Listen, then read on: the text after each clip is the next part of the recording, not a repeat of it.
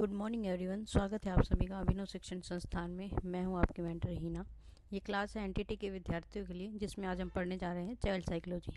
लेकिन child psychology को शुरू करने से पहले हम बात करेंगे साइकोलॉजी क्या होती है, क्योंकि हमें थोड़ी सी बातें साइकोलॉजी के बारे में जान लेनी है। चाइल्ड साइकोलॉजी साइकोलॉजी की ही ब्रांच है, उसकी शाखा है, इसलिए हम पहले थोड़ा सा साइकोलॉजी के बारे में जान लेते हैं। तो साइकोलॉजी एक ग्रीक लैंग्वेज से लिया गया शब्द है। ये एक ग्रीक भाषा से लिया गया शब्द है जो दो शब्दों के मेल से बनता है। ग्रीक लैंग्वेज से लिया गया शब्द है जो दो शब्दों के मेल से बनता है। पहला है साइकी, दूसरा है लोगस। साइकी का मतलब होता है माइंड या फिर सोल, माइंड और सोल, मन या आत्मा। और लोगस का मतलब होता है स्टडी, यानी किसी चीज़ का अध्ययन करना। तो जब आप इन दोनों शब्दों को कंबाइन करते हैं तो हमारे पास जो डेफिनेशन आती है, study of mind and soul, यानी किसी व्यक्ति के मन का या उसके व्यवहार का जो अध्ययन करना है, या उसकी आत्मा का आप कह सकते हैं अध्ययन करना, क्या कहलाता है? साइकोलॉजी कहलाता है, मनोविज्ञान कहलाता है।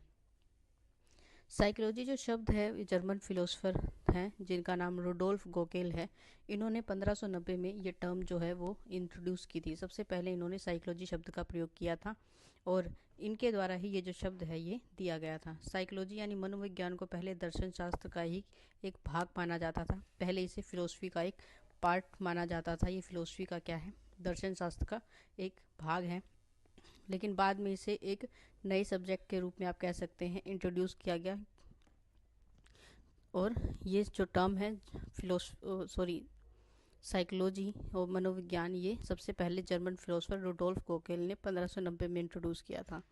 साइकोलॉजी के जो जनक हैं, साइकोलॉजी के जो फादर हैं, विल्हेम मैक्सिमिलियन वुड्स को कहा जाता है। इन्हें साइकोलॉजी का जनक कहा जाता है। क्यों कहा जाता है? क्योंकि इन्होंने मनोविज्ञान के विषय पर बहुत कार्य किया, जिससे मनोविज्ञान पे साइकोलॉजी में बहुत प्रभाव पड़ा। ठीक है। और पहली बार इन्होंने क्या की थी, सबसे पहली जो लैब है, जो प्रयोगशाला कहते हैं हम जिसे, जो सबसे पहली प्रयोगशाला है वो इन्हीं ने स्थापित की थी। इसलिए इन्हें क्या कहा जाता है?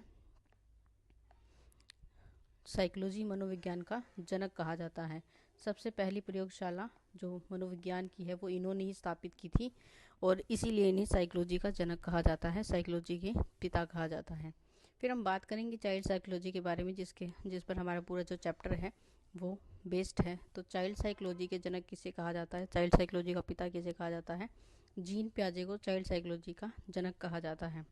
जीन पियाजे ने बहुत सारा काम किया है और हमें बच्चों की जो ग्रोथ है उसकी जो डिफरेंट स्टेजेस हैं उन पर इन्होंने स्टडी किया है कि बच्चे कैसे ग्रोथ करते हैं, कैसे वो सोचते हैं, कैसे वो सीखते हैं। इस क्षेत्र पर इन्होंने बहुत कार्य किया और इसका प्रभाव जो है वो बाल मनोविज्ञान पर बहुत पड़ा। बहुत सारी थ्योरीज इनके द्वारा दी गई हैं। इन्होंने डिफरेंट स्टेजेस में बच्चों की ग्रोथ को क्या किया है, मेज़र किया है। जैसे इनकी जो कंडीशनल थ्योरी है वो हमें ये बताती है बच्चे की जो स्टेज होती है ग्रोइंग की वो डिफरेंट होती है, और उस थ्योरी के बेसिस पर इन्होंने कहा है कि जो बच्चों की डेवलपमेंट स्टेज होती है वो 4 स्टेजेस में डिवाइड होती है। 0 से 2 वर्ष की स्टेज को इन्होंने सेंसरी मोटर का नाम दिया। 2 से 7 वर्ष की जो स्टेज होती है इसे प्री ऑपरेशनल स्टेज कहकर इन्होंने बताया है। 7 से 11 वर्ष की आयु को कॉन्क्रीट ऑपरेशनल स्टेज, और 11 से ऑनवर्ड उसके आगे जितनी आयु है आप उसे फॉर्मल ऑपरेशन थ्योरी के नाम से इन्होंने बताया है। तो इनकी जो थ्योरी है वो बच्चों की जो डिफरेंट स्टेजेस पर ग्रोथ होती है उसे बहुत अच्छे से डिफाइन करती है। उसके बारे में सीखने के लिए हमें बहुत अच्छी नॉलेज देती है। इसलिए हम इन्हें चाइल्ड साइकोलॉजी का यानी बाल मनोविज्ञान का जनक यानी पिता कहते हैं। ठीक है। तो ये कुछ बातें हैं साइकोलॉजी के बारे में जो हमें पता होनी चाहिए।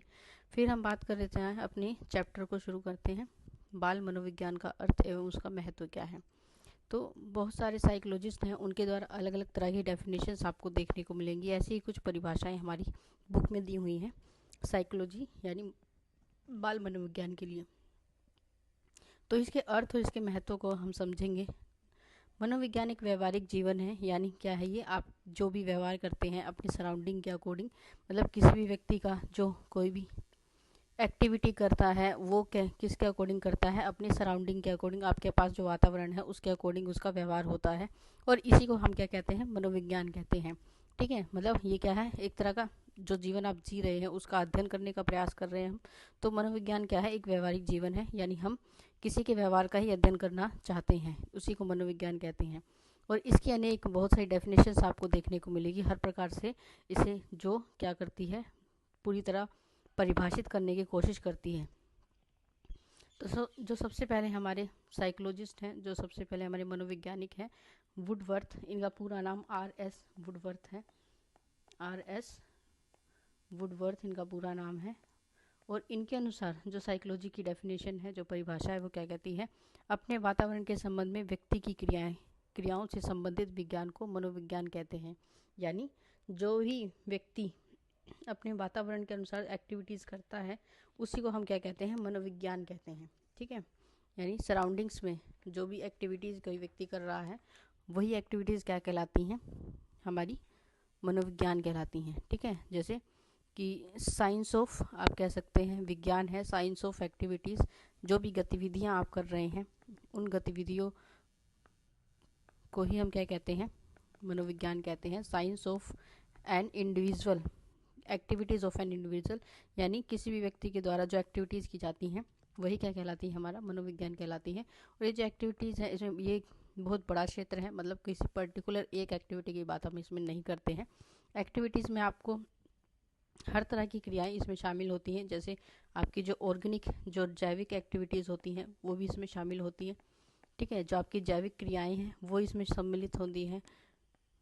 इसके साथ साथ ही इसमें जो आपकी मानसिक क्रियाएं हैं वो भी क्या होती हैं, सम्मिलित होती हैं। मेंटल एक्टिविटीज़ आप कह सकते हैं, ये भी क्या होती हैं, इसमें शामिल होती है। मतलब एक्टिविटी, कोई एक गतिविधि की बात आप नहीं कर रहे हैं।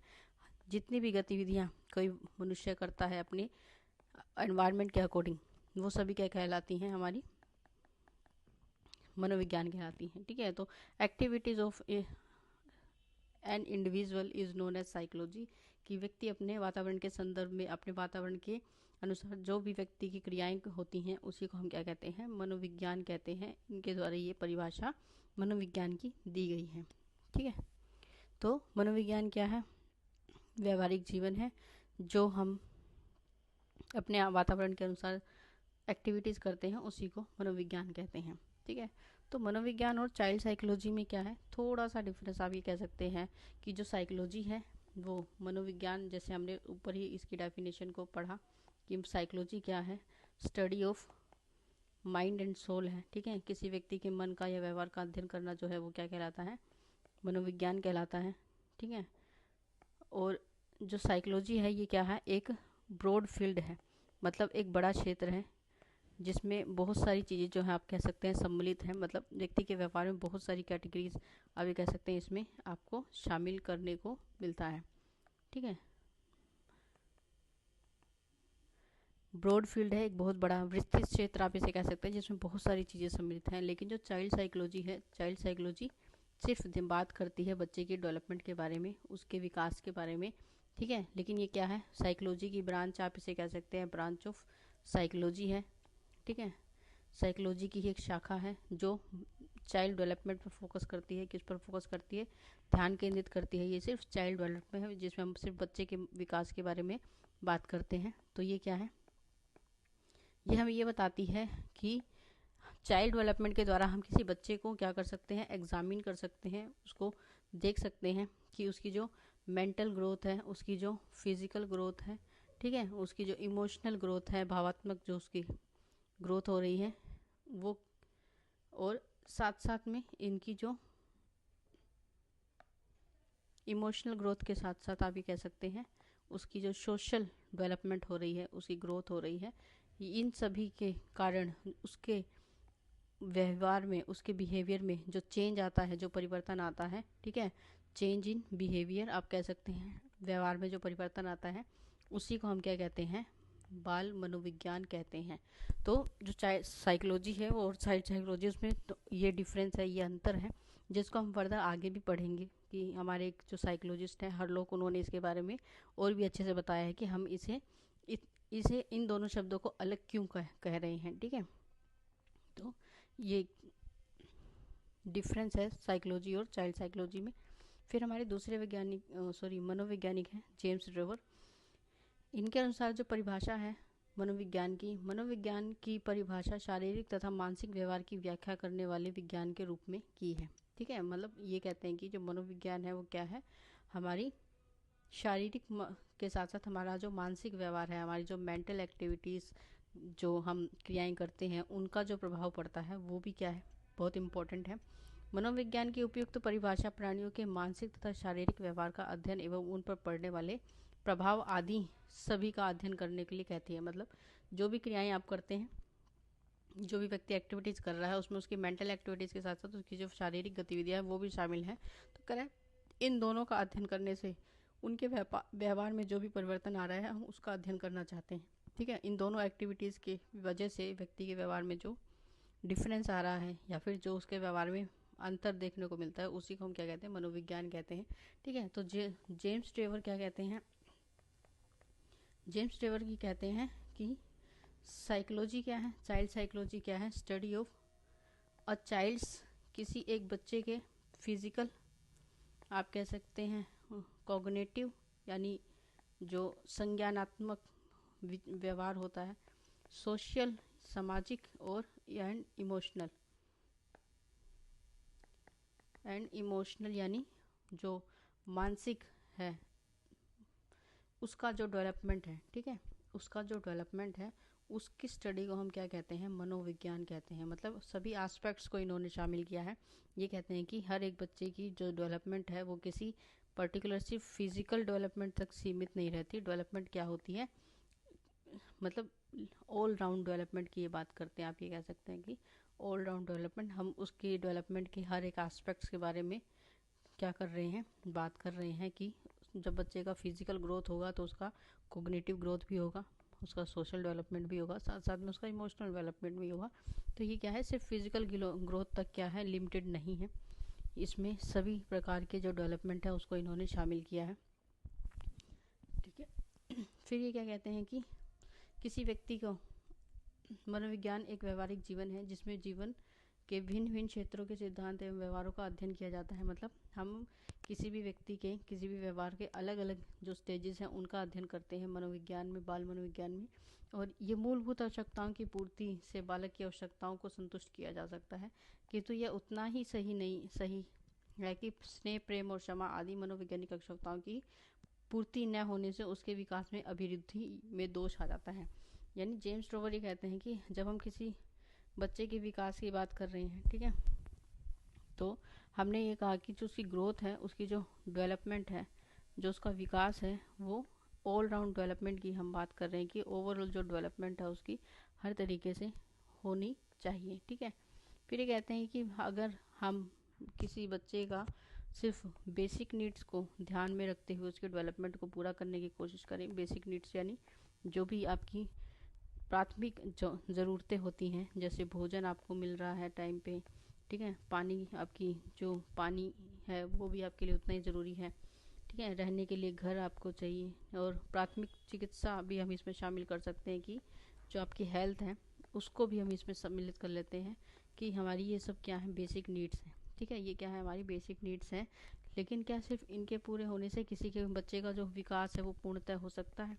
ठीक है, पूर्णतः विकास कह रहे हैं कि सिर्फ हमें क्या करना है, उसको बेसिक नीड्स अवेलेबल करानी है और इन सभी नीड्स से क्या उसका पूर्णतः विकास हो जाएगा? ठीक है, तो ऐसा नहीं है। ठीक है, किसी भी बच्चे का पूर्णतः विकास कब होगा, जब उसे इन चीज़ों के साथ साथ क्या मिलेगा, लव, ठीक है, प्रेम, काइंडनेस की भावना उसके मन में आई, मतलब दयालुता क्या होती है वो पता होना चाहिए उसे, मोरल वैल्यूज़ क्या होती हैं इनकी भी उसे नॉलेज होनी चाहिए, उसे ये सिखाया जाना चाहिए कि मोरल वैल्यूज़ क्या होती हैं। ठीक है, और इसके साथ साथ आप ये कहें कि जो अदर फैक्टर्स होते हैं जो आपके भावों को रिप्रेजेंट करते हैं, जैसे प्रेम, क्षमा, ठीक है, ममता, जो प्यार उसे अपनी माँ से, अपने पिता से मिलता है, इन सब चीज़ों को मतलब कह रहा है कि बिना भावनाओं के, ठीक है, बिना भावनाओं के जो डेवलपमेंट है वो क्या है, अधूरी है। यदि बच्चा अपनी फीलिंग्स को एक्सप्रेस नहीं कर पाएगा कि उसे कब किस चीज़ की आवश्यकता है, कब उसे भय लग रहा है, ठीक है, क्यों लग रहा है, ठीक है, तो फीलिंग्स का होना भी क्या है, उतनी ही ज़रूरत है, भावनाएं भी होनी उतनी ही आवश्यक हैं, जिससे क्या है उसका जो डेवलपमेंट होता है वो क्या होता है, कंप्लीट होता है, पूरा होता है। तो ये सारी चीज़ें क्या है, सिर्फ बेसिक नीड्स हम किसी की जो डेवलपमेंट है उसे पूरा नहीं कर सकते, उसके साथ साथ उसकी लाइफ में जो भावनाएं हैं, जो फीलिंग्स हैं, उनका होना भी उतना ही ज़रूरी है। इस तभी उसके डेवलपमेंट को क्या माना जाता है, पूर्ण माना जाता है। ठीक है, नेक्स्ट हम बात करते हैं हमारे अगले मनोवैज्ञानिक के बारे में, क्रो एंड क्रो। यहाँ पे मिस्टेक है, इसमें एक मात्रा आएगी। क्रो एंड क्रो बाल मनोवैज्ञानिक एक वैज्ञानिक अध्ययन है जिसमें बालक के जन्म के पूर्व से लेकर किशोर अवस्था तक का अध्ययन किया जाता है। ठीक है, क्रो एंड क्रो क्या कहते हैं कि जो हमारा डेवलपमेंट है, ठीक है, जो डेवलपमेंट है वो प्री नेटल स्टेज से ही शुरू हो जाता है, यानी जब बच्चा माता के गर्भ में है तभी से उसका जो डेवलपमेंट है वो क्या हो जाता है, शुरू हो जाता है।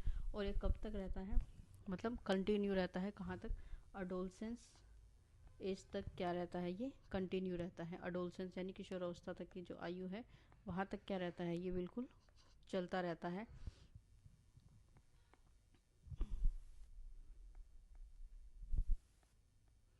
अडोलसेंस यानी किशोर अवस्था, ठीक है, किशोर अवस्था तक ये क्या है, चलता रहता है। और किशोर अवस्था के बाद भी चलता है, मतलब डेवलपमेंट तो हमेशा जन्म से लेकर मृत्यु तक होता रहता है। देखिए जैसे धीरे धीरे आप बड़े होते हैं, ऐसा नहीं कि डेवलपमेंट रुक जाता है, लेकिन वो धीरे हो जाता है, स्लो हो जाता है। लेकिन प्री नेटल स्टेज से लेकर जो डेवलपमेंट है अडोलसेंस तक, ये बहुत तेज़ी से होता है। ठीक है, हर तरह का डेवलपमेंट इसमें होता है। तो क्रो एंड क्रो कहते हैं कि जो बाल बच्चा है तो उसका विकास क्या है, जन्म के पहले से ही शुरू हो जाता है और किशोर अवस्था तक ये क्या है, बहुत तेज़ी से होता है। ठीक है, तो ये इसके बारे में बताते हैं कि विकास तो है वो पहले से ही शुरू हो गया है, लेकिन हम उसका अध्ययन बाद में शुरू कर रहे हैं। ठीक है, फिर आते हैं, हम बात करते हैं थॉमसन के। रोस थॉमसन इनका पूरा नाम है। ठीक है, हम क्या कहते हैं, इनका पूरा नाम क्या है, रोस थॉमसन इनका पूरा नाम है, मनोवैज्ञानिक। ये कैलिफोर्निया यूनिवर्सिटी के एक मनोवैज्ञानिक हैं और इन्होंने मनोविज्ञान की दिशा में बहुत कार्य किया है, जिससे मनोविज्ञान को क्या मिली, एक नई दिशा मिली है। ठीक है, उसे एक आकार इन्होंने, हम कह सकते हैं, प्रदान किया है। ठीक है, तो इनके अनुसार ये कहते हैं कि अगर हम किसी बच्चे के व्यवहार को समझना चाहते हैं या उसको अध्ययन करना चाहते हैं, और अगर आप उसका अध्ययन सही समय पर उचित ढंग से करते हैं तो उसके विकास में ऐसे परिवर्तन लाए जा सकते हैं जो उस बच्चे को क्या बनाएंगे, सफल बनाएंगे, उसे सक्सेसफुल बना सकते हैं। ठीक है, मतलब ये कहते हैं कि जब आप किसी बच्चे के ग्रोथ के बारे में बात कर रहे हैं, जब आप किसी बच्चे की डेवलपमेंट की बात कर रहे हैं, ठीक है, तो इस डेवलपमेंट को सही समय पे, ठीक है, राइट टाइम की ये बात कहते हैं कि राइट टाइम पर अगर हम उसके जो डेवलपमेंट है उस पर फोकस करते हैं तो क्या कर सकते हैं, हम हर एक, मतलब हर एक जो बच्चा है, वो क्या बन सकता है, एक सक्सेसफुल व्यक्ति बन सकता है, एक सफल व्यक्ति बन सकता है। ठीक है, तो कह रहा है कि सही समय पर अगर आप ध्यान केंद्रित करें बच्चों पर तो इससे क्या है, वो आप उन्हें सक्सेसफुल बना सकते हैं सही गाइडेंस देकर। तो थॉमसन के द्वारा ये बात कही गई है कि आप अगर बच्चों पर सही समय पर ध्यान केंद्रित करते हैं तो ये क्या करता है, बच्चों को सक्सेसफुल बनाता है। ठीक है, और कह रहे हैं कि ये जो डेवलपमेंट की हम बात कर रहे हैं, जिस विकास की आप बात कर रहे हैं, और इस विकास पर क्या है, हर एक चीज़ क्या करती है, प्रभाव डालती है। ठीक है, क्या कहते हैं, ये बाल मनोविज्ञान विज्ञान की एक शाखा है। ठीक है, ये बात हमने पहले ही पढ़ ली है। इसके अंतर्गत बालकों के व्यवहार का अध्ययन करते हैं हम। ठीक है, और आज की में अनेक सामाजिक, आर्थिक, सांस्कृतिक, राजनीतिक कारक मनुष्य तथा उसके परिवार को प्रभावित करते हैं। मतलब डेवलपमेंट को, विकास को आपका जो पर्यावरण है वो भी प्रभावित करता है। ठीक है, आपकी जो अनुवांशिकता है वो भी प्रभावित करती है, मतलब आपके जो करेक्टर्स आपके माता पिता से मिले हैं वो इसको प्रभावित करते हैं। ठीक है, साथ साथ में आपके सामाजिक सोशल कारण है वो भी क्या करते हैं, इसको प्रभावित करते हैं। तो हर एक चीज़ का क्या करता है, इफेक्ट पड़ता है किस पर, आपकी डेवलपमेंट पर। हर चीज़ क्या करती है, अफेक्ट डालती है, प्रभाव डालती है। फिर हम बात करते हैं बाल मनोविज्ञान के विषय में। कुछ प्रश्न उठाए गए हैं कि क्या मनोविज्ञान इन चीज़ों की पूर्ति कर पाता है या नहीं कर पाता है। तो बाल मनोविज्ञान का अध्ययन करने से किसी की क्षमता का विकास कर सकते हैं, वह विकास एवं परिवर्तन सामान्य दिशा को पहचान सके। यानी कह रहा है कि जो मनोविज्ञान की हम बात कर रहे हैं, साइकोलॉजी जो है, तो क्या ये किसी व्यक्ति की कैपेबिलिटीज़ को पहचान सकता है। तो हाँ, जो व्यक्ति है अगर आप उसके व्यवहार का अध्ययन सही तरीके से करते हैं तो हम उसकी क्षमताओं को पहचान सकते हैं, और उस क्षमता को पहचानने के बाद आप क्या कर सकते हैं, उसकी जो डेवलपमेंट है, उसकी जो ग्रोथ है, उसको क्या कर सकते हैं, अच्छा कर सकते हैं, उसमें चेंजेस ला सकते हैं, हम उसे सही गाइडेंस दे सकते हैं। ठीक है, आप उसे क्या दे सकते हैं, प्रॉपर गाइडेंस दे सकते हैं जो क्या है उसके फ्यूचर के लिए अच्छी है। तो ये बात सच है बिल्कुल कि हम क्या कर सकते हैं, मनोविज्ञान के द्वारा किसी की क्षमता का विकास कर सकते हैं और उसमें परिवर्तन लाकर उसकी जो डेवलपमेंट की ग्रोथ है उसको पहचान सकते हैं। नेक्स्ट फिर ये हम कहते हैं कि क्या बाल मनोविज्ञान का अध्ययन बालक को सफल मार्गदर्शन प्रदान करता है। मतलब जो अगर आप मनोविज्ञान का अध्ययन करते हैं तो क्या ये हमें एक सही डायरेक्शन देता है।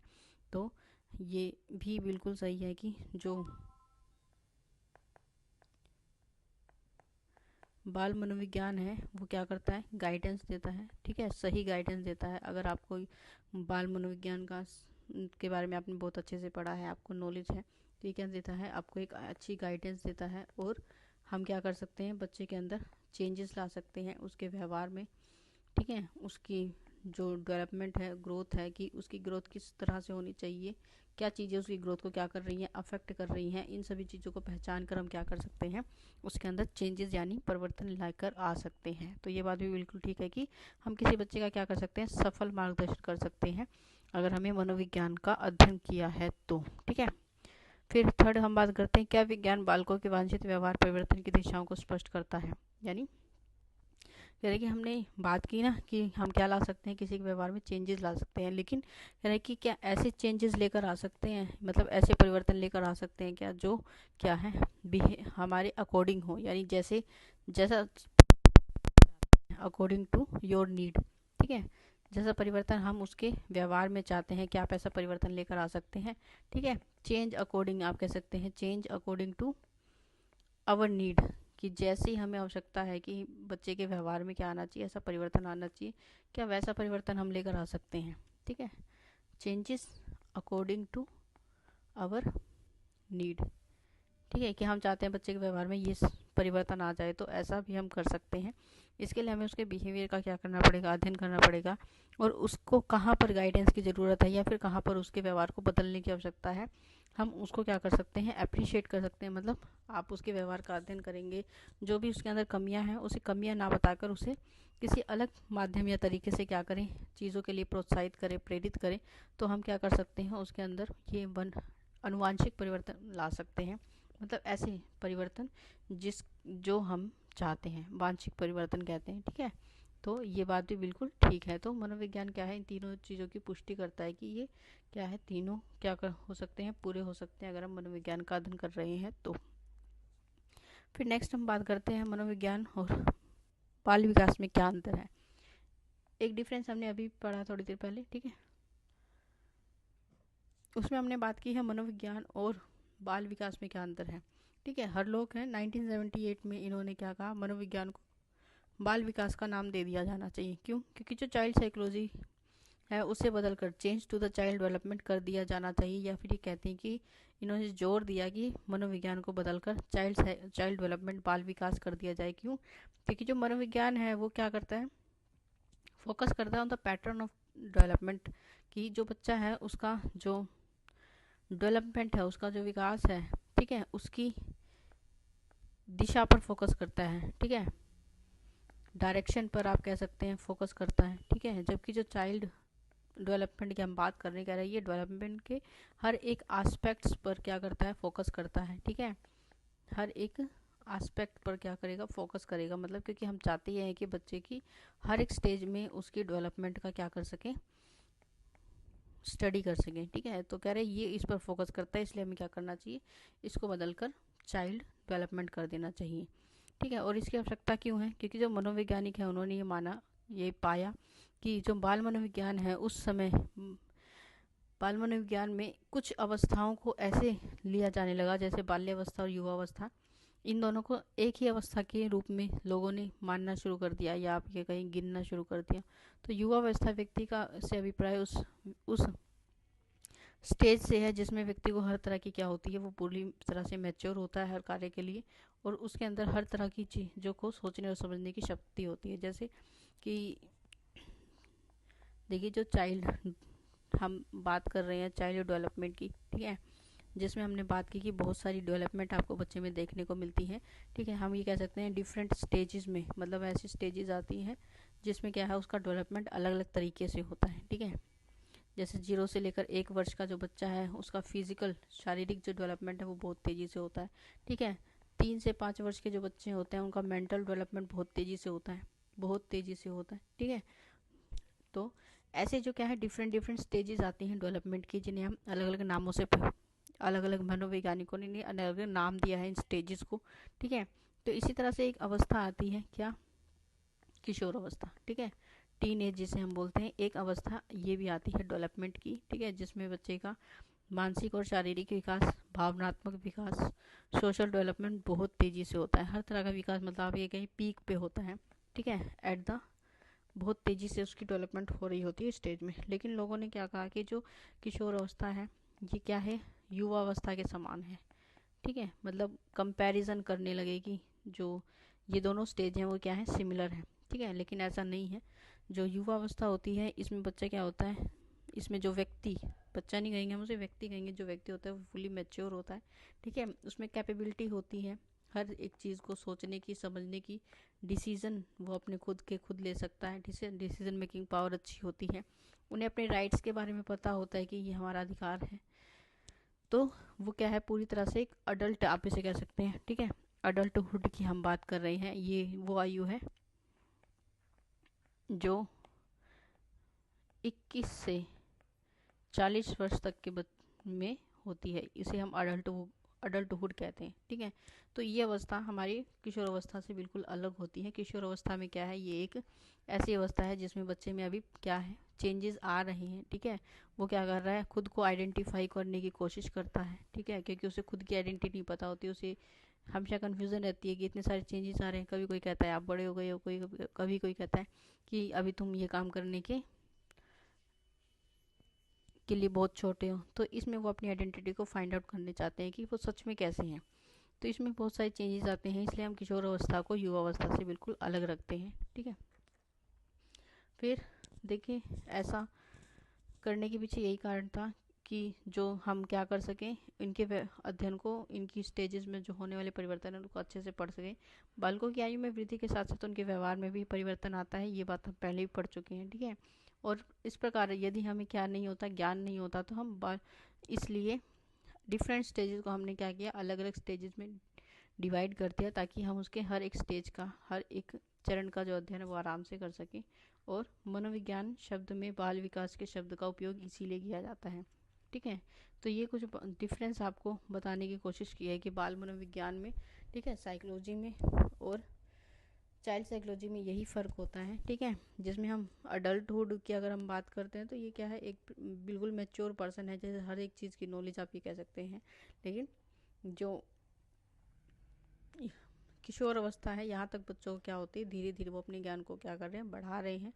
अभी वो उस चीज़ के लिए फुली मैच्योर नहीं है हर एक चीज़ के लिए, इसलिए ये स्टेज क्या है, किशोर अवस्था कहलाती है, ठीक है। टीनेजर्स आप इसे बोलते हो, स्ट्रोम तूफान की आयु, इसे बहुत सारी साइकोलॉजिस्ट ने नाम देकर पुकारा है। तो ये एक ऐसी अवस्था होती है, ठीक है। तो यहाँ तक हमने ये जान लिया है कि क्या होती है।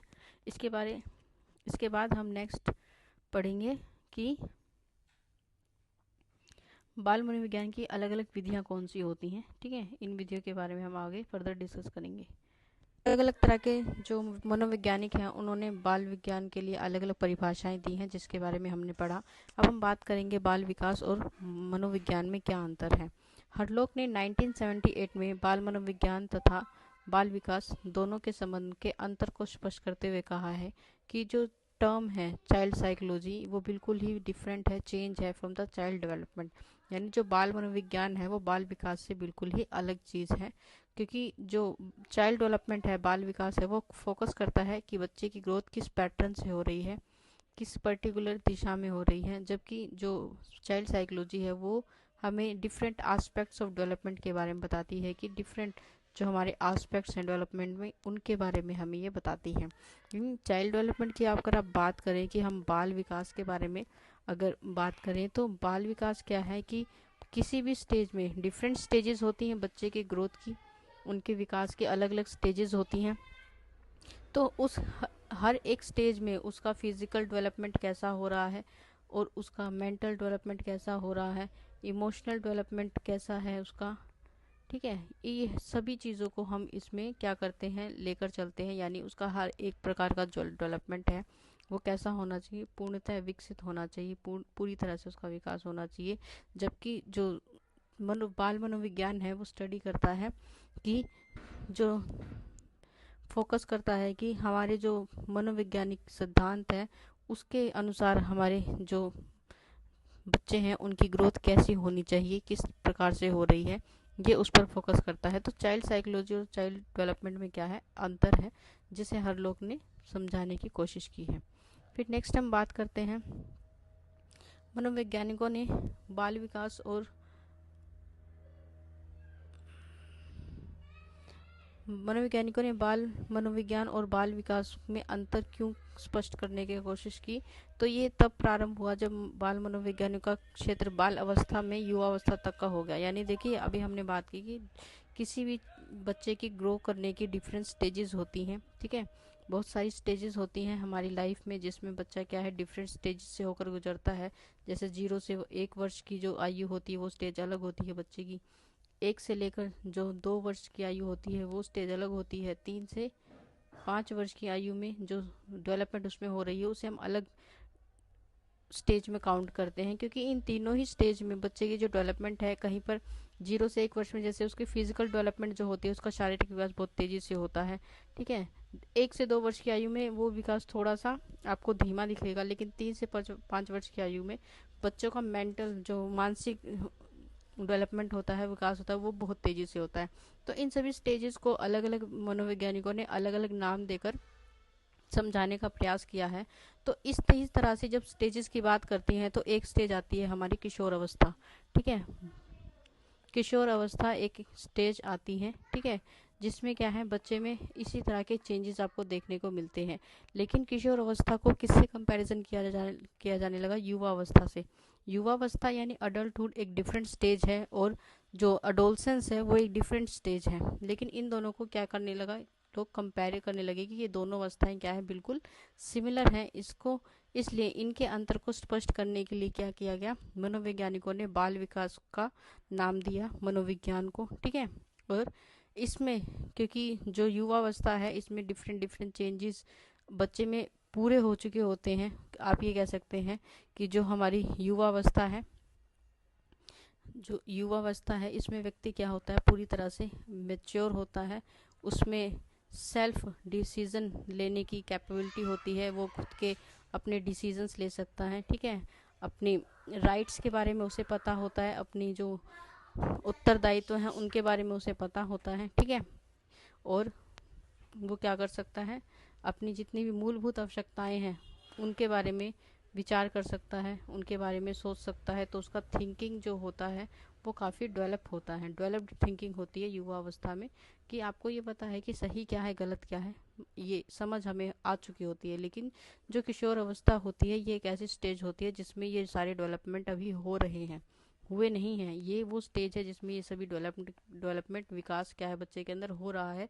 वो मैच्योर पूरी तरह से नहीं है, लेकिन हाँ वो मैच्योर हो रहा है, ठीक है, जिसे आप कहते हैं कि बच्चा परिपक्व हो रहा है। ये वो स्टेज होती हैं। तो इसमें क्या है, बच्चे को अच्छी गाइडेंस की ज़रूरत होती है, उसे अच्छी गाइडेंस चाहिए ताकि उसका जो विकास है वो सही पॉजिटिव जो डायरेक्शन है उसमें हो सके, सकारात्मक विकास का हम चाहते हैं वो हो। इसलिए जो किशोर अवस्था है वो युवा अवस्था से बिल्कुल अलग होती है। किशोर अवस्था आपकी 11 से लेकर 19 वर्ष तक की होती है, और 19 से 20 से ऑनवर्ड जो आपकी आयु होती है वो क्या होती है, आपकी युवा अवस्था होती है। तो ये डिफरेंट डिफरेंट क्या होती है, स्टेजेस होती हैं लाइफ की, जिसमें डिफरेंट जो चेंजेस हैं वो होती हैं। किशोर अवस्था एक ऐसी अवस्था है जिसे साइकोलॉजिस्ट जो हैं, जो मनोवैज्ञानिक है, एक तूफान की अवस्था भी कहते हैं। बच्चा इसमें अपनी आइडेंटिटी को पहचानने की कोशिश करता है, क्योंकि उसमें डिफरेंट ऐसे अलग अलग तरह के परिवर्तन आ रहे होते हैं, शारीरिक भी मानसिक भी। बहुत ही इमोशनली वीक होते हैं ये बच्चे, ठीक है, क्योंकि इनके अंदर जो चेंजेस आते हैं उन्हें ये खुद भी नहीं समझ पाते। इसलिए जो साइकोलॉजिस्ट हैं उन्होंने इसे तूफान की अवस्था भी की है। एडोलसेंस एज को तूफान की एज भी कहा जाता है। तो इस प्रकार से हमने देखा कि जो मनोवैज्ञानिक हैं उन्होंने क्या किया कि मनोवैज्ञानिकों ने ये अनुभव किया कि इस प्रकार हम बाल विकास के अध्ययन को और भी अच्छे से पढ़ सकते हैं। ठीक है, बालकों की आयु में वृद्धि के साथ साथ उनके व्यवहार में भी ऑफकोर्स परिवर्तन आता है, और इस परिवर्तन को सही से अध्ययन करने के लिए हमें क्या है, बाल मनोविज्ञान को क्या कर देना चाहिए, बाल विकास में परिवर्तित कर देना चाहिए। इसलिए हम बात करते हैं बाल विकास के बारे में। ठीक है, तो ये आपकी बाल विकास के बारे में कुछ डिफरेंस है कि साइकोलॉजी अलग है, बाल मनोविज्ञान अलग है, और बाल विकास एक अलग चीज़ है। ठीक है, साइकोलॉजी क्या है, एक बहुत बड़ा विस्तृत, आप ये कह सकते हैं बहुत बड़ा क्षेत्र है। ठीक है, जिसमें हम बच्चे की किसी भी व्यक्ति के व्यवहार का क्या करते हैं, अध्ययन करते हैं। जो बाल मनोविज्ञान है वो बच्चे की डिफरेंट स्टेजेस की जो विकास है उसके बारे में बताता है, और इसके अलावा जो बाल विकास है वो हर एक स्टेज में, एक पर्टिकुलर स्टेज में उसका जो परिवर्तन है उसकी जीवन में, वो परिवर्तन किस दिशा में हो रहे हैं, किस दिशा में होने चाहिए, उनके बारे में बताता है। जो चेंजेस उसमें आते हैं उस हर एक चेंज के बारे में हम जब अध्ययन करते हैं तो वो बाल विकास कहलाता है। ठीक है, तो ये हमने बाल विकास के बारे में पढ़ा और मनोविज्ञान के बारे में अंतर समझा। नेक्स्ट हम बात करते हैं कि बाल वैज्ञानिकों की अलग अलग क्या है, कुछ विधियां हमें दी हुई हैं। बाल विज्ञान की कुछ विधियां हमें दी हुई हैं, कुछ जिनके बारे में हमें पढ़ना है। तो बाल मनोविज्ञान का अध्ययन करने के लिए मनोवैज्ञानिकों ने विधियों का वर्णन किया है, मतलब अलग अलग तरह की विधियां आपको दी गई हैं, जिससे क्या कर सकते हैं आप इनके विकास को और भी बेहतर तरीके से क्या कर सकते हैं, समझ सकते हैं, हम उसका मूल्यांकन कर सकते हैं। आप ये कह सकते हैं हम बच्चे की विकास का, उसका जो विकास हो रहा है उसका क्या कर सकते हैं, मूल्यांकन कर सकते हैं कि उसका जो विकास है वो कैसा हो रहा है, कहाँ पे हमें उसको उचित या फिर कहीं पे बदलाव लाने की आवश्यकता है, तो उसके बारे में ये हमें बताता है। तो क्या करता है, विकास का वर्णन करता है। इस विधियों से जो भी परिणाम प्राप्त होते हैं उन्हें सही माना जाता है, वैध माना जाता है। मतलब इनसे जो भी रिजल्ट आपको मिलेगा, जो भी आपके पास रिपोर्ट अगर तैयार होगी, जो भी एक्टिविटीज़ करने के बाद, बच्चों को बताने के बाद, उनके हैंड ऑन, आप ये कह सकते हैं उनके द्वारा करने के बाद जो भी रिजल्ट मिलेगा वो क्या है, बिल्कुल सही आपको प्राप्त होगा। तो सबसे पहली विधि है इसमें मनोवैज्ञानिक विधि। ठीक है, कि साइकोलॉजी विधि क्या है, मनोभौतिकी विधि के द्वारा मन तथा शरीर के संबंध के आधार पर व्यवहार का अध्ययन किया जाता है। शरीर के विकास के साथ साथ शरीर के अन्य मानसिक शक्तियों का विकास भी होता है। इस अध्ययन ने बुद्धि लाब्धि की कल्पना की, मानसिक और आयु की प्रतिस्थापित की है। मतलब जो मनोवैज्ञानिक विधि है इसमें हम कह रहे हैं कि बच्चे का मेंटल डेवलपमेंट के साथ साथ, उसके मेंटल डेवलपमेंट के साथ साथ क्या हो रहा है, उसका जो फिजिकल डेवलपमेंट है वो भी हो रहा है। ठीक है, फिजिकल डेवलपमेंट भी हो रहा है, और इन दोनों डेवलपमेंट के साथ साथ क्या क्या चेंजेस उसके अंदर आ रहे हैं, जो परिवर्तन उसके अंदर आ रहे हैं, आप उसको क्या कर सकते हैं, मेज़र कर सकते हैं। ठीक है, हम उनको क्या कर सकते हैं, माप सकते हैं कि देखिए अगर किसी व्यक्ति का फिजिकल डेवलपमेंट हो रहा है तो उसके साथ साथ उसका मेंटल डेवलपमेंट भी होगा। फॉर एग्जांपल मान लीजिए अब छोटे बच्चों को देखते हैं, ठीक है, 0 से लेकर हम 1 वर्ष तक के बच्चे की बात करते हैं। उस वक्त बच्चे को सिर्फ क्या आता है, अपने भावों को, अपने इमोशंस को रिप्रेजेंट करना आता है। ठीक है, क्या है, अगर उसे भूख लगी है तो क्या करेगा, रोना शुरू कर देगा। ठीक है, तो ऐसे कुछ भाव केवल उसके अंदर होते हैं। ठीक है, और ऐसी ही उसकी क्या होती है, मन स्थिति होती है, उसकी मेंटल डेवलपमेंट भी इतनी होती है। लेकिन जैसे जैसे धीरे धीरे वो ग्रो करेगा तो उसकी फिजिकल डेवलपमेंट भी होगी। ठीक है, धीरे धीरे बच्चा क्या करेगा, अपने हाथों को फैलाना भी सीखेगा, धीरे धीरे वो अपने पैरों को चलना भी सीखेगा। तो इसके साथ साथ उसका बौद्धिक विकास भी होगा। ठीक है, ऐसा नहीं है कि सिर्फ फिजिकल डेवलपमेंट हो रहा है, ये दोनों डेवलपमेंट क्या है, साथ में चलते हैं। और ये हमें कैसे पता लगता है कि किस वर्ष की आयु के बच्चे में कैसा जो नॉलेज है, ये आपको पता है कि जो बच्चा छोटा है, 1 वर्ष से 2 वर्ष के बच्चे धीरे धीरे चलने लग जाते हैं, पाँव के बल चलने लग जाते हैं। ठीक है, तो कुछ खड़े होने लग जाते हैं। तो ये क्या है, ये विकास उनका सही प्रक्रिया से हो रहा है, तभी तो हमें पता है कि हाँ डेवलपमेंट जो हो रहा है वो अच्छा हो रहा है। लेकिन अगर उसके अंदर ऐसे चेंजेस देखने को नहीं मिलते हैं तो यानी उसको क्या है, कहीं ना कहीं कुछ कमी है, जिसकी वजह से क्या है, उसके विकास में बाधा उत्पन्न हो रही है। ठीक है, तो ये मनोवैज्ञानिक विधि है जिसमें हम क्या बात करते हैं, जो हमारा फिजिकल और मेंटल डेवलपमेंट है ये दोनों साथ साथ चल रहे हैं। अगर बच्चे का मेंटल डेवलपमेंट हो रहा है तो उसका फिजिकल डेवलपमेंट भी हो रहा है, फिजिकल डेवलपमेंट हो रहा है तो उसके साथ साथ उसका बौद्धिक विकास भी हो रहा है, ये दोनों साथ साथ चलते हैं। ठीक है, नेक्स्ट हम बात करते हैं चिकित्सात्मक विधि के बारे में। तो चिकित्सात्मक विधि साधारणतः अभिष्ट अधिगम व्यक्तित्व या आचरण संबंधी जटिल ग्रंथियों के अध्ययन के लिए काम में लाई जाती हैं, और इसमें विचाराधीन समस्याओं के अनुकूल विविध क्लिनिकल कार्य पद्धति का इस्तेमाल किया जाता है। यानी बहुत सारी, देखिए आपने डेवलपमेंट के बारे में पढ़ा है, तो हम बात करते हैं कि जो ह्यूमन है उसकी बॉडी में बहुत सारी क्या होती हैं, ग्लैंड्स पाई जाती हैं, बहुत सारी ग्रंथियाँ पाई जाती हैं। ठीक है, जो क्या करती हैं, अलग अलग तरह के फंक्शंस परफॉर्म करती हैं। ठीक है, जैसे अगर हम बात करें कि बहुत सारी जो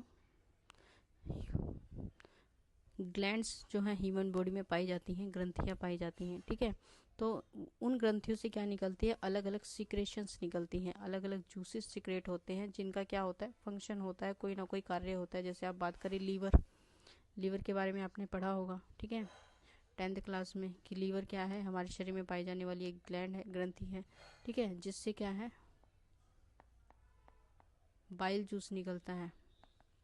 ठीक है, और ये क्या करता है, डाइजेशन, फैट के डाइजेशन में क्या करता है, ये हेल्प करता है फैट के डाइजेशन में। तो ये जो विधियां हैं, मतलब जिन विधियों की बात कर रहे हैं, चिकित्सात्मक यानी मेडिकल जो चीज़ें हैं, ठीक है, उनका इस्तेमाल करके कैसे हम अध्ययन कर सकते हैं कि बच्चे की जो ग्रोथ है वो सही प्रकार से हो रही है नहीं हो रही है। तो कैसे, क्योंकि देखिए ये सभी जो हमारी ग्रंथियां होती हैं, जो हमारी ग्लैंड्स होती हैं, उनसे जो भी सिक्रेशंस निकलता है, जो भी एंजाइम रिलीज होते हैं या जो भी जूसेस रिलीज होते हैं, वो क्या करते हैं, हमारी बॉडी में किसी ना किसी चीज़ को डाइजेस्ट करने का काम करते हैं। ठीक है, जैसे आपका स्टमक है, ठीक है, जो आपका आमाशय होता है, जो आपका पेट होता है, उसमें HCl पाया जाता है, ये बात हम सबको पता है। तो हाइड्रोक्लोरिक एसिड का क्या है, एक फंक्शन है। अगर ये अत्यधिक निकल जाता है तो भी क्या करेगा, आपको प्रॉब्लम देगा, एसिडिटी क्रिएट करेगा। ठीक है, और अगर ये लो हो जाए तो भी क्या करेगा, ये आपके फूड को, आपके जो डाइजेशन है उसको अफेक्ट करता है। तो ये क्या है, ये हमारे लिए ज़रूरी है। तो हर एक ग्रंथि से जो भी सिक्रेशंस निकलती हैं वो क्या है, हमारी ग्रोथ को, जैसे ग्रोथ हार्मोन रिलीज होते हैं। ठीक है, ग्रोथ हार्मोन रिलीज होते हैं जो क्या करते हैं, आपकी ग्रोथ को, अगर ये हार्मोन सही समय पर सही मात्रा में नहीं निकलेंगे तो क्या है, जो बच्चा है उसकी ग्रोथ क्या होगी, या तो वो क्या रह जाएगा, उसकी हाइट छोटी रह जाएगी। ठीक है, या तो हो सकता है ये ग्रोथ हार्मोन ज़्यादा निकल जाए तो क्या है, ज़रूरत से ज़्यादा क्या हो जाएगा, बड़ा दिखने लगेगा। ठीक है, बहुत ज़्यादा लंबा दिखने लगेगा। तो ये ग्रोथ हार्मोन जितना निकलना ज़रूरी है, उतना ही ज़रूरी है कि ये सही अमाउंट में निकले। तो ये भी क्या है, हमारे डेवलपमेंट का एक पार्ट है। ठीक है, जिसमें हम बात कर रहे हैं कि इसमें अलग अलग तरह की हमने समस्याएं आपको देखने को मिल सकती हैं, जिनको हम क्लिनिकली यानी दवाइयों के माध्यम से या फिर डॉक्टर की चिकित्सा के द्वारा क्या कर सकते हैं, ठीक कर सकते हैं। उनका लक्ष्य इस बात को पहचानना तथा मालूम करना होता है कि उनमें ग्रंथि किन कारणों से पैदा हुई हैं और पात्र को क्या सहायता दी जानी चाहिए। मतलब अगर उनकी ग्रंथि प्रॉपरली वर्क नहीं कर रही है, उनके कोई ग्लैंड या उनके शरीर का कोई पार्ट प्रॉपरली वर्क नहीं कर रहा है, तो वो क्यों नहीं कर रहा है, इस कारण का पता लगाकर उसे ठीक करने का जो उपचार का जो काम है वो क्या है, हमारी चिकित्सक, आप ये कह सकते हो जो मेडिकल सुविधा हम उसे देंगे वो इसको ठीक करने में उसकी सहायता करेगी। ठीक है, असामान्य व्यवहार करते हैं, उपचार नहीं किया जाता। ठीक है, मतलब ऐसे बच्चे जो आपको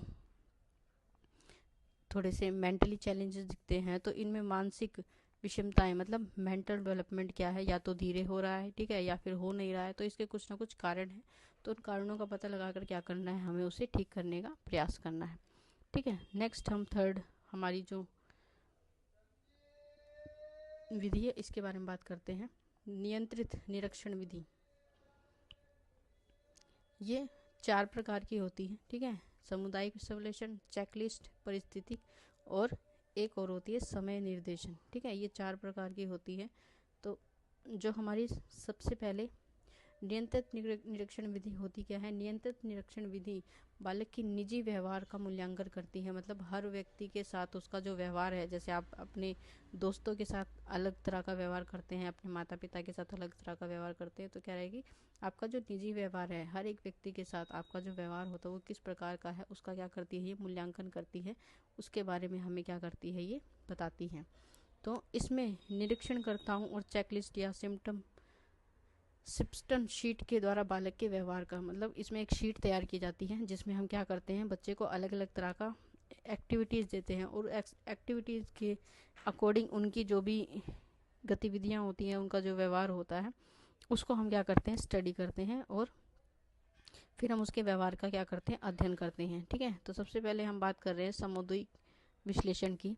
इस विधि में किसी समुदाय में रहने वाले बालकों का अध्ययन किया जाता है। मतलब किसी भी पर्टिकुलर, जैसे आप मान लीजिए किसी परिवार में या किसी कबीले जैसे होते हैं कि उनमें रहने वाले जो बच्चे हैं उनसे बातचीत की जाएगी। ठीक है, कि उनका जो व्यवहार है वो कैसा है, ऐसा है तो क्यों है।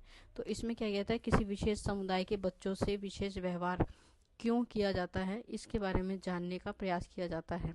तो ऐसा क्यों है, क्योंकि उनके आसपास का एनवायरनमेंट ऐसा है या फिर उन्हें ऐसी शिक्षा दी गई है कि उन्हें इस प्रकार का व्यवहार करना है।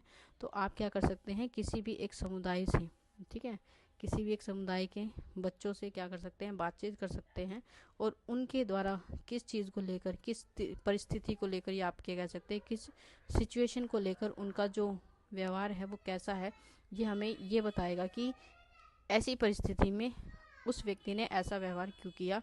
तो ये क्या है, किसी पर्टिकुलर समुदाय, किसी पर्टिकुलर फैमिली, या बात कर सकते हैं किसी कबीले में रहने वाले बच्चों की आप बात करते हैं, या फिर किसी पर्टिकुलर किसी एरिया में रहने वाले बच्चों की आप बात कर सकते हैं। तो ये क्या है, सामुदायिक सर्वेक्षण है, जिसमें हम एक पर्टिकुलर समुदाय की बात कर रहे हैं।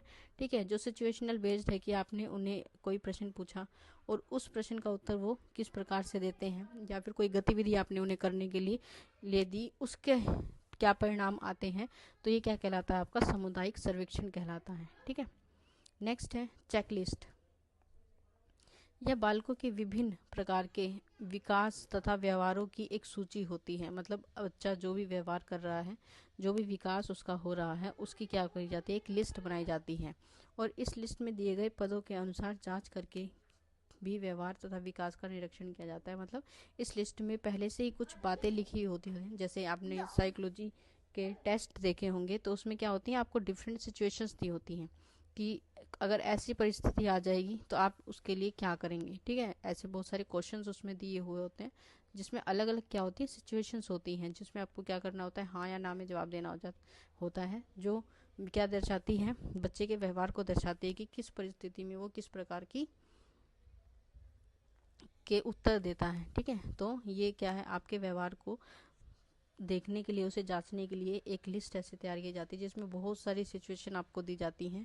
ठीक है, और उसमें क्या है, बच्चे अपने अकॉर्डिंग क्या करते हैं, उसमें आंसर करते हैं, जिससे हम उसके व्यवहार का अध्ययन कर सकते हैं।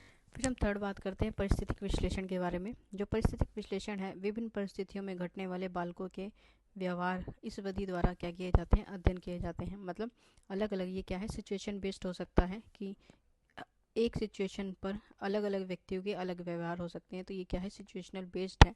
और व्यक्ति का जो व्यवहार है वो अलग अलग व्यक्तियों के साथ भी क्या हो सकता है, अलग अलग हो सकता है। जैसे माता पिता के साथ व्यवहार हमारा अलग होता है, शिक्षक के साथ अलग होता है, अपने दोस्त के साथ अलग होता है। तो अलग अलग लोगों के साथ व्यवहार क्या है, अलग होता है। तो ये क्या करता है, हमें लोगों के साथ अलग अलग जो व्यवहार भिन्नता को में जो पाई जाती है उसका अध्ययन करने में क्या करता है, सहायता करता है। तो जो परिस्थिति विश्लेषण है वो हमें सिचुएशन बेस्ड, मतलब एक ही सिचुएशन पर अलग अलग व्यक्ति के क्या हो सकते हैं, अलग अलग व्यवहार हो सकते हैं, बिहेवियर हो सकते हैं, और पर्टिकुलर सिचुएशन के लिए व्यक्ति का व्यवहार जो है बिल्कुल अलग हो सकता है। तो ये जो परिस्थितिक विश्लेषण है ये इसके बारे में हमें बताता है। फिर नेक्स्ट हम बात करते हैं समय निर्देशन। समय निर्देशन इस विधि द्वारा किसी निर्धारित समय में बालक के विकास एवं व्यवहार का निरीक्षण किया जाता है। एक वर्ष में अनेक बालकों के शारीरिक विकास में भिन्नता तथा उनके कारकों में की जानकारी इस विधि से क्या है कि पर्टिकुलर एक ही टाइम पे, जैसे आप मान लीजिए 0 से लेकर 1 वर्ष के बहुत सारे बच्चे हैं हमारे पास। ठीक है, तो उनका जो शारीरिक विकास हो रहा है, ठीक है, उनका जो शारीरिक विकास हो रहा है उनसे क्या है, हर एक बच्चे का क्या होगा, अलग होगा, डिफरेंट होगा। बेशक उनकी आयु जो है वो बिल्कुल सेम है, मतलब उनका जो ग्रोइंग पीरियड है वो एकदम सेम है कि वो 0 से लेकर 1 वर्ष तक के बीच के बच्चे हैं, लेकिन इस विकास में क्या है, जो शारीरिक विकास है या फिर आप मानसिक विकास की बात करें, ये सभी क्या है, अलग अलग हो सकते हैं, क्योंकि डिपेंड करता है कि उन्हें किस प्रकार का न्यूट्रिशन दिया जा रहा है, ठीक है, और उस न्यूट्रिशन से उनकी ग्रोथ कैसी हो रही है, उनकी इम्यूनिटी कैसी है। डिपेंड करता है कि बच्चे अगर जल्दी बीमार होते हैं तो उनकी ग्रोथ क्या होती है, इससे प्रभावित होती है, ठीक है। तो ये क्या है कि अलग अलग एक ही समय में बच्चों का जो शारीरिक और मानसिक विकास है वो क्या हो सकता है, अलग हो सकता है, ठीक है। एक ही समय पे एक ही आयु के बच्चों का शारीरिक और मानसिक जो विकास है वो क्या हो सकता है, अलग हो सकता है। और ये डिपेंड करता है हमारे एनवायरनमेंट पे, जो न्यूट्रिशन हमें दिया जा रहा है उस पर डिपेंड करता है, ठीक है। आपके सोशल एनवायरनमेंट पे भी डिपेंड करता है कि आपके आसपास का वातावरण कैसा है, बहुत ज़्यादा गंदगी तो नहीं है वहाँ पे जिससे बच्चे बार बार बीमार होते हैं, और पानी जो पीने के लिए आता है वो स्वच्छ है या नहीं, ये सारी चीज़ें क्या करती हैं, उसकी शारीरिक और मानसिक दोनों ही चीज़ों को क्या करेंगी, अफेक्ट करेंगी। फिर नेक्स्ट हम बात करते हैं, कुछ लिमिटेशंस हमारे पास हैं, ठीक है, कुछ विधियों की सीमाएं हैं कि हर पर्टिकुलर चीज़ की क्या होती है, एक लिमिटेशन होती है, एक लिमिट होती है। तो पाइलेस, स्टोलेज आदि इस विधि का आश्रय लेते हैं, मतलब इन विधियों का इस्तेमाल करते हैं अलग अलग व्यवहार के अध्ययन के लिए। तो सबसे पहले हैं, बच्चे प्रश्नों का भाव कठिन भाषा होने के कारण समझ नहीं पाते, मतलब हम जो प्रश्न बच्चे से पूछ रहे हैं या फिर हम चाहते हैं कि बच्चों का जो आंसर होना चाहिए वो ऐसा होना चाहिए, तो कह रहे हैं कि बहुत समय पे ऐसा होता है कि बच्चा क्या है, बच्चा जो है वो आपके प्रश्न पूछने के भाव को समझ ही नहीं पाया, या फिर आपकी है कि बच्चे को पता ही नहीं है कि क्या पूछा जा रहा है, ठीक है। मतलब हो सकता है कि उसे इसका आंसर आता हो, लेकिन आपने जो लैंग्वेज है, जो भाषा है वो इतनी मुश्किल कर दी, ठीक है, इतनी कठिन कर दी कि बच्चे को क्या है, समझ में ही नहीं आ रहा कि पूछ क्या रहे हैं। तो ये क्या है, कह रहा है कि ये क्या कर रहा है, उसके विकास में बाधा उत्पन्न कर रहा है। आप ऐसी भाषा का प्रयोग कर रहे हैं तो बच्चा कैसे सीखेगा। तो इसलिए हमारी भाषा कैसी होनी चाहिए, सरल और सहज होनी चाहिए, ठीक है। जो आपकी मदर टंग आप कह सकते हैं, जो आपकी भाषा बोली जाती है, क्षेत्रीय भाषा हो चाहे, कह रहे हैं आप उसमें चीज़ों को समझाइए बच्चे को, लेकिन हम अगर उसका विकास चाहते हैं तो हमें क्या देखना है कि बच्चे को हमारी बात सही से समझ में आनी चाहिए। इसलिए जो भाषा है वो सरल और सहज होनी चाहिए। दूसरी बात हम कर रहे हैं, काम संबंधी प्रश्नों के उत्तर नहीं मिल पाते, मतलब आपने प्रश्न कुछ पूछा है और आपको उत्तर किसी और डायरेक्शन का मिल रहा है, मतलब किसी और दिशा में मिल रहा है, तो ये भी क्या है, एक लैक ऑफ कम्युनिकेशन आप इसे कह सकते हैं कि लैक ऑफ कम्युनिकेशन है कि बच्चा ये समझ ही नहीं पा रहा है कि पूछ क्या रहे हैं, मतलब टॉपिक से रेलेवेंट क्वेश्चन नहीं है, या फिर जो उत्तर आ रहे हैं वो टॉपिक से क्या है, रेलेवेंट नहीं है। तो लैक ऑफ कम्युनिकेशन है कि आप कहना कुछ चाहते हैं, बच्चों से समझना कुछ चाहते हैं, ठीक है। तो लैक ऑफ कम्युनिकेशन हो सकता है, गैप है आपके कम्युनिकेशन में, हम ये कह सकते हैं। या फिर टॉपिक, जो जिस टॉपिक से आप प्रश्न पूछ रहे हैं या आपने बताया कुछ है, आप पूछ कह रहे हैं, तो इररेलेवेंट हम ये कहते हैं कि इररेलेवेंट जो चीज़ें हैं वो हो रही हैं। तो जो प्रश्न है, अगर आप ये चाहते हैं कि उत्तर आपका वैसा आए जैसा प्रश्न आपने पूछा है, तो कह रहा है कि इसके लिए क्या है, आपका कम्युनिकेशन बहुत अच्छा होना चाहिए, मतलब और रिलेवेंट क्वेश्चन होना चाहिए, जिस टॉपिक से रिलेटेड बातें आप पूछ रहे हैं उसी टॉपिक से रिलेटेड उत्तर आपके पास आनी चाहिए। थर्ड हम बात करते हैं, जानबूझकर गलत उत्तर आ जाते हैं, मतलब हम चाहते नहीं हैं, ठीक है, लेकिन फिर भी बच्चा क्या कर रहा है कि उसे पता है कि ये उत्तर नहीं है, फिर भी वो क्या कर रहा है, ऐसे प्रश्नों के उत्तर दे रहा है, ठीक है, मतलब उत्तर ही गलत दे रहा है, आप ये कह सकते हैं। तो इसमें भी क्या है कि हमें उसके विकास को क्या करना है, ठीक करने के लिए, उसके इस आचरण को, इसके व्यवहार को ठीक करने के लिए क्या करना है, अलग अलग तरह की विधियां अपनानी है, ठीक है। तो इसके इसके इस व्यवहार को हम कैसे ठीक कर सकते हैं, सबसे पहले तो हमें ये पता होना चाहिए कि ऐसा करने के पीछे उसका कारण क्या है, मतलब क्या, किस समस्या की वजह से वो ऐसा कर रहा है, या फिर किस चीज़ को बढ़ावा देने के लिए वो ऐसा कर रहा है, कि हो सकता है वो क्लास में बैठना नहीं चाहता हूँ, या हो सकता है कि उसे आपके द्वारा पूछे प्रश्न अच्छे ना लगते हैं, कोई भी रीज़न हो सकता है। तो उसके व्यवहार को जाने, उसके बाद इसका क्या कर सकते हैं, हम समाधान कर सकते हैं कि जो उत्तर उसे पता है लेकिन फिर भी वो क्या कर रहा है, जानबूझकर गलत उत्तर दे रहा है, तो इसके व्यवहार को हम क्या कर सकते हैं, ठीक कर सकते हैं। इसके लिए आप अलग विधि का इस्तेमाल कर सकते हैं। फिर होती है फोर्थ कि माता पिता पक्षपात पूर्ण उत्तर देते हैं। ठीक है, मतलब पार्शलिटी आप इसे कह सकते हैं कि जो बच्चा है उसे क्या नज़र आती है, पार्शलिटी नज़र आती है चीज़ों में, कि जो उसका आपके साथ उसका व्यवहार है वो अलग है, सेम आपका उसका भाई है या उसकी बहन है उसके साथ आपका जो व्यवहार है वो क्या है, बिल्कुल अलग है। तो ये क्या आती है, एक पार्शलिटी है कि आप किसी चीज़ के लिए उसे किसी को हाँ कर रहे हैं और उसी सेम चीज़ के लिए उसको क्या कर देते हैं, ना कर देते हैं, मना कर देते हैं। सेम सिचुएशन के लिए आप अलग अलग उत्तर दे रहे हैं, तो ये उसको क्या कर लगता है कि पार्शलिटी हो रही है, कि मेरे लिए तो कोई भी चीज़ जो है वो नहीं है, लेकिन किसी और व्यक्ति के लिए वो सभी चीज़ें क्या है, अवेलेबल हैं। तो ऐसा नहीं होना चाहिए। आपको इस सिचुएशन को क्या करना है, सुधारने का प्रयास करना है, कि बच्चे को एक किसी तरीके से समझाने का प्रयास करना है कि जो परिस्थिति है वो किस प्रकार की है और क्या इसके लिए करना चाहिए। तो ये आप मनोविज्ञान के द्वारा जान सकते हैं। फिर बात करते हैं हम फिफ्थ की जीवन प्रपांत विधि। जीवन प्रपांत विधि से कहते हैं इस विधि के द्वारा बालकों के जीवन क्रम का लेखा जोखा, यानी आपने जो बच्चा है अब तक जो भी उसके साथ घटनाएं घटित हुई हैं उन सभी को क्या करा जाता है, उसका अध्ययन किया जाता है। ठीक है, उसका अध्ययन करके हम ये पता लगाते हैं कि बच्चे की जो समस्या है वो क्या है। तो जीवन प्रपांत विधि से कहते हैं इस विधि में बालकों के जीवन क्रम, मतलब जब से बच्चे ने जन्म लिया है तब से लेकर, ठीक है, अब तक की जो प्रेजेंट स्थिति है उन सभी घटनाओं का क्या किया जाता है, अध्ययन किया जाता है। उसके माता पिता, उसके अभिभावक, उसके रिश्तेदारों से, दोस्तों से, सभी से क्या की जाती है, उसके व्यवहार की एक सूची तैयार की जाती है। 1885 में प्रेयर ने जर्मनी में इस विधि का प्रयोग किया था। ठीक है, यानी बर्थ से लेकर आज की जो उसकी प्रेजेंट सिचुएशन है तब तक की क्या की जाती है, उसके व्यवहार की एक सूची तैयार की जाती है और इस सूची के अनुसार क्या किया जाता है, उसके व्यवहार का अध्ययन किया जाता है। फिर नेक्स्ट आती है सांख्यिकीय विधि, जिसमें हम बात कर रहे हैं कि नंबर्स की जो फॉर्म है, नंबर्स में हमारे पास क्या है, बच्चे का डाटा मौजूद है नंबर्स की फॉर्म में। ठीक है, और इस नंबर की फॉर्म का आंकड़ों का हम क्या करते हैं, विश्लेषण करते हैं, इसका अध्ययन करते हैं और जो परिणाम हम मिलते हैं वो कैसे हैं, बिल्कुल विश्वसनीय है, मतलब ये बिल्कुल सही परिणाम आपको प्राप्त होते हैं। तो इनकी क्या है, वैधता है, आप इसको ट्रस्ट कर सकते हैं। ठीक है, तो ये कुछ विधियाँ थी जिनके बारे में हमने पढ़ा है कि जो साइकोलॉजी है उसने अलग अलग विधियाँ दी हैं बच्चों के व्यवहार को जानने के लिए, उसके व्यवहार को पढ़ने के लिए, उसका अध्ययन करने के लिए हमारे पास बहुत सारी विधियाँ हैं जिनका इस्तेमाल करके हम क्या कर सकते हैं, बच्चों के अलग अलग व्यवहार में या फिर अलग अलग स्टेज की डेवलपमेंट में अलग अलग तरह के उसके बिहेवियर का अध्ययन कर सकते हैं। तो नेक्स्ट टॉपिक हम अपनी अगली क्लास में शुरू करेंगे। यहाँ तक आप सभी से एक बार खुद से भी पढ़कर आइएगा।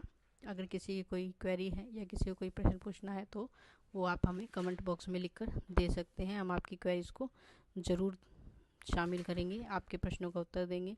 और अगर आप इस लेसन की PDF पाना चाहते हैं तो हमारे टेलीग्राम चैनल से आपको ये PDF अवेलेबल हो जाएगी। आप हमारे टेलीग्राम चैनल से जुड़ सकते हैं। ठीक है, चलिए मिलते हैं अगली क्लास में, तब तक के लिए धन्यवाद।